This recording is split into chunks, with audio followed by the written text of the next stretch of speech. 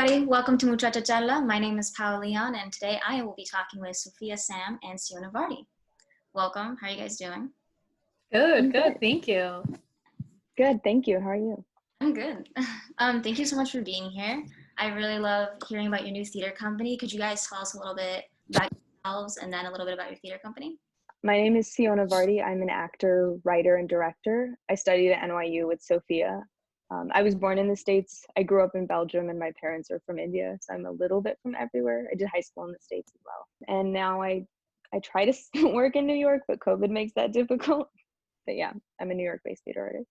And I'm Sophia. I went to NYU, as Siona said, and I'm based in New York. I'm an actor, but I was born and raised in Lima, Peru. So I'm from there. I'm Peruvian. Awesome. As am I.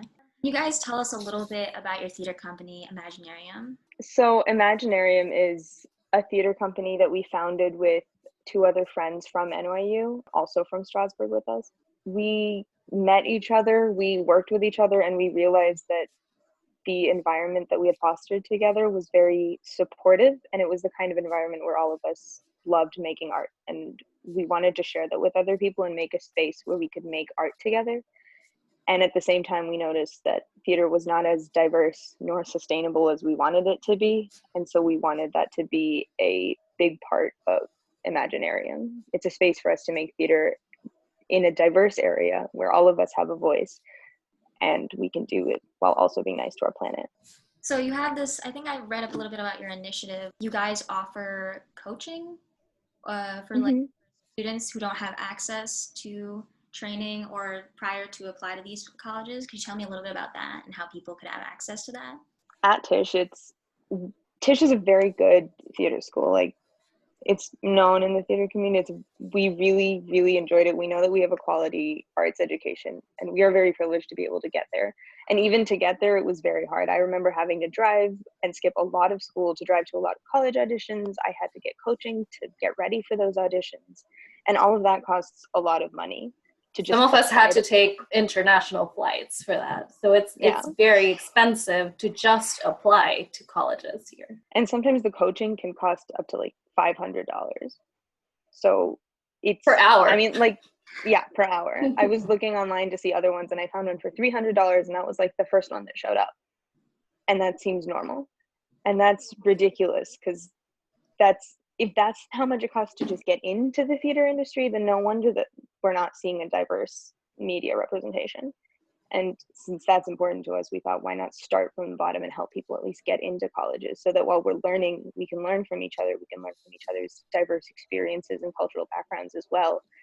And then the media can hopefully one day be more diverse and people can get more chance. So our initiative is essentially a pay what you can audition coaching program. Kids from wherever, no matter what their experiences, no matter what their economic status, their abilities, their anything, their race, they can apply or just fill out a form, and we will schedule them in, and we will coach them with whatever training we got from NYU and assist them through the college audition process. And since we just went through it, we can hopefully help them a little more. That's amazing. That's really great. I really love that about you guys. How do you guys think other institutions and companies could do better in creating a more inclusive environment and offer equal opportunity for people who don't have access to all of these resources? I think that's a very big, daunting question. And I think it's a very useful one. And I see a lot of, let's take the Oscars, for example, their new rules, their diversity rules. I love that diversity is being pointed out and that people are becoming more aware of that it needs to happen. But the fact that there needs to be rules around it and regulations around it, it feels less personal, and it feels like it's taking people's personal responsibility out of it. So rather than me saying, oh, I have the duty as a person, I have moral ethics to just try and make sure that I have diverse people around me, so that I'm learning from them, so that I'm learning from their experiences, so that we all have an opportunity. It's more I'm saying, okay, these are the boxes I have to check. I've checked them and I can keep going. I think it's important to have these regulations or these rules saying, hey, maybe we should make sure that we have these many people of diverse backgrounds or of different abilities or of different economic backgrounds or whatever. But I think there needs to be more than that. And I think at Strasbourg, at least, I know that the diversity training started to help a little. I started to notice a difference in the teachers' vocabulary, at least a little, and that made me happy. I think that might be a place to start. As for college accessibility, I really think these big drama schools should make an effort to reduce the application costs of, applying to those schools, because the fees and the travel expenses, they add up and to thousands of dollars, and for a very slim chance of getting into this drama school. And you have to apply to several because you don't know which one you're getting into. 4 years ago, when we auditioned, schools weren't very accepting and they actively discouraged online auditions. And now the industry has moved primarily to self-tapes, casting from self-tapes. So I really think schools should just embrace this change permanently, because it includes so many more people, so many talented, hardworking people who could be there. Also, truly helping the students in need. I think the price tag for all higher education is very daunting, and it's very discouraging. And it's, of course, especially if you're going into a financially unstable career in the arts. So I do think schools could be making better efforts to be more transparent about the costs and strive for better affordability. Yeah, I totally agree. Now, a little bit more about you guys. If I may ask, do you guys have a dream production that you would make, and how would you make it, if I may ask? I do. My dream production is probably a political satire. I double majored in drama and politics, so political satire is my favorite genre. And I'd love to work in any satire about anything in general, but I see myself making one specifically about Latin American, Peruvian history and politics, just because there's so much material and a lot of it is untouched. And our history is so complex, and sometimes things are just naturally very, very ridiculous and funny on their own. And it's like, why hasn't anyone touched this yet? So yeah, I'd love to make it very irreverent and over the top and Monty Python-esque. I love that. That sounds hilarious. I don't have an idea for what it would be about specifically, but I know that I would probably want it to be immersive and include foods from a specific culture, probably my culture. Hopefully showcase something that can showcase my culture, as well as the other cultures of whoever else is in it. But food and immersive theater. That sounds delicious. Oh my god, a play about a political satire about Peruvian food. There we go. I'm there. And we include Indian food and Belgian food too. Don't worry, Siona. Fries. There we go.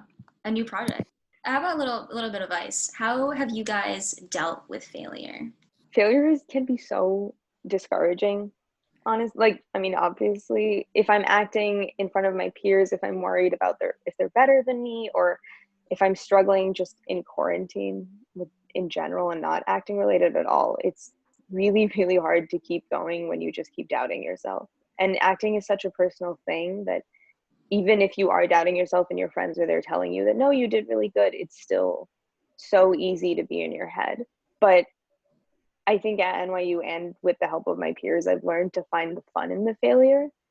And I've started to find a way to explore my failures and really try to play with them. You approach them from a very childish aspect and they become more fun and energizing and exciting. And I feel like that's something I learned at NYU, is how to play with your failures. Something that really helps me is just not seeing failure as something inherently negative. Like, I can choose to perceive failure as humiliating or discouraging, but I can also choose to perceive it as a new lesson to learn, or like a clarification that, look, I do have more room to grow, and that's exciting. And so when I choose the positive point of view, the circumstances of the failure matter less, and failure becomes actually something really helpful and motivating. Yeah. I love that. And with that, to continue on the role of advice, I have a final question for you guys. If you could go back 5 years and talk to a younger self, what advice would you give them, or what do you wish you had heard? I think this kind of goes off the failures for sure, because I would tell myself to relax more and to trust myself, especially with the failures, that I don't need to have everything figured out.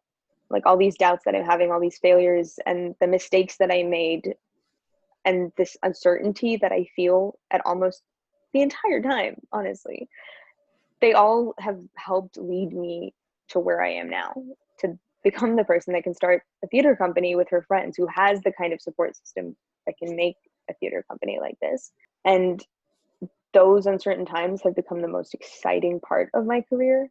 And those are the parts that I cherish the most. And in the moment, they may be daunting and they may be really scary and they may be really discouraging and they make me want to stop and they make me say, no, I'm not cut out to be an artist. I can't do this. There's no way I can do this. But those are the most fun parts. And those are the parts that make me the better actor. I would tell my younger self that happiness is not something that has to be earned and to just never delay it. Because I used to think that I had to get to a certain point or achieve a certain goal before I could start feeling happy and live at peace. But we're always moving forward and we're always wanting something. So just waiting to be happy and peaceful essentially means you're just never going to be happy or peaceful. So I would just tell myself to slow down a little and just be happy and grateful for the present and the current reality around me. Thank you so much for sharing, you guys.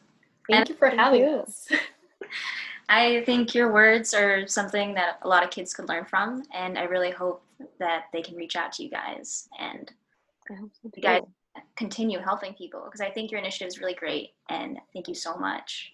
I hope you guys are doing well. Thank you so much for being here today and talking to me, and have a great day. Thank you for having us. Thank you. Thank you. Thank you so much. Bye, Paula. Bye.